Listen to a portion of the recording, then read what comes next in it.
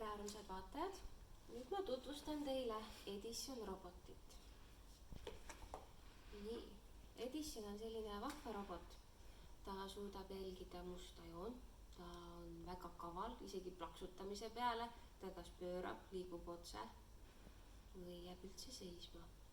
Ja samuti olen mina ka oma lastega katsetanud valgusvihu peale liikumist. Et oluline on see, et valgusviht oleks tal kogu aeg otse ees. Tal on siin all see sensor, millega ta ära tunnetab. Ja siis ta jälitab seda valgust. Aga nüüd ma näitan teile, kuidas Edison tööle käib. Nii.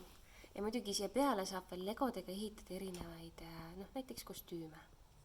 Vastavalt siis teemale. All tuleb siit see sisse lülitada. Hakkas panema. Ja mis on oluline? Ta loeb koode. Sul peab olema õige kood vastava siis tegevuse jaoks, mida sa soovid teha. Nii. Siis sa asetad selle Edisoni koodi ette. Mitte koodi peale, vaid ette.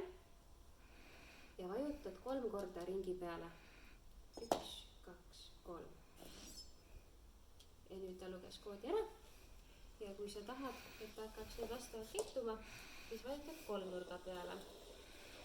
Aga praegu, nii, nüüd ma vajutan keskele, ruudu peale, jääb seisma. Sest praegu ma panin ta lugema musta joont, aga minul musta joont ees ei ole, siis ta hakkab lihtsalt ringiratast käima.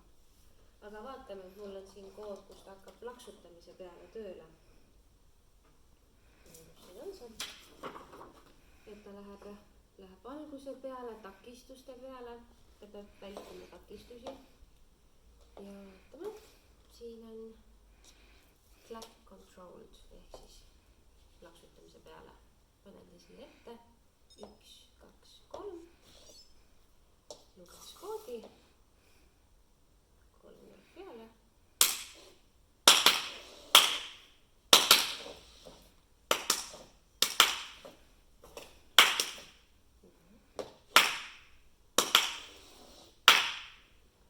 Vot selline vahva tegelane on siis Edison.